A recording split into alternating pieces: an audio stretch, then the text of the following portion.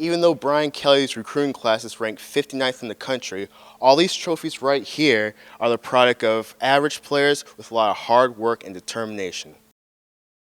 UC has their third head coach in the last 4 years, but this time Elliott has the respect of her players through her coaching and playing experience while at UConn. Most fans know Marcus Barnett as a big play wide receiver whose job is catching passes. But this is Barnett today, a cornerback whose job is to now stop receivers from catching passes. With the departure of 10 graduating seniors on defense, UC head coach Brian Kelly converted Barnett from receiver to cornerback during spring practice. The team needed me, and Coach Kelly asked me would I want to help him out on the defense side of the ball, and of course I would help my team out. Barnett hasn't played cornerback since high school, but he is learning and showing a lot of improvement. This is not something that comes easy. Playing cornerback at this level takes a lot of technique work, takes a big commitment, and up to this point he's made good progress. So it's going to take us all 5 months to get him ready. We're going to have to use every day of that. Barnett isn't the only player switching sides of the ball. Demetrius Jones is also using spring practice to adjust to a new position. Jones, a once heralded quarterback at high school, is now switching to linebacker, and defensive captain Aaron Webster likes what he sees. He looks good. First thing I noticed about Demetrius, he's a physical linebacker. So, I mean, that's always a good tactic to be. Kelly is used to these kind of experiments. Just last year, Connor Barwin converted from tight end to defensive end.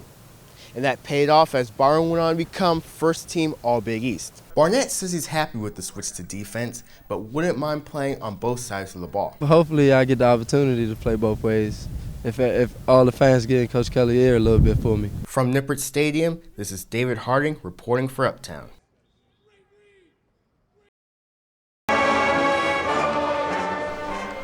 The fans in the Fury were back at Fifth Third Bank Arena to pay honor to former head coach Bob Huggins, who is now coaching West Virginia University. I just think he did so much for Cincinnati Bearcats basketball in general. Like, he still lingers around in the school even though he's gone. Former players and even imposters were on hand for something very unfamiliar in Cincinnati. Huggins was at UC, but this time coaching the visitors. I was standing in front of their bench. I'm so used to standing there. Mick came over and I was talking to Mick, and I didn't realize I was at the wrong bench until the officials came over there.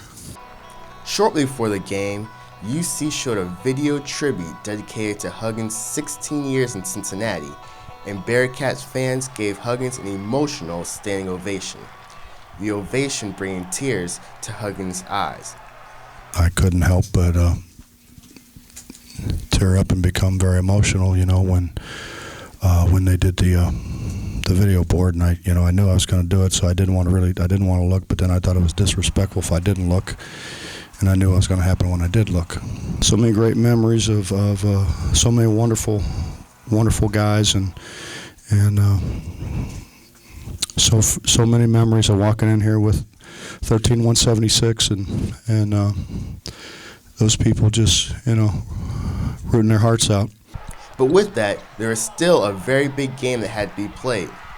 Yancey Gates, a freshman from Cincinnati, scored a career-high 22 points to lead the Bearcats to a 65-61 victory over the Mountaineers. It felt kind of good to play that way against one of his teams, especially since I grew up watching him coach.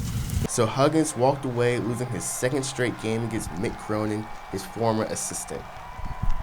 The Bearcats spoiled Huggins' return to Cincinnati, but they bolstered their chance at an NCAA tournament berth. From Fifth Third Bank Arena, this is David Harding reporting for Uptown.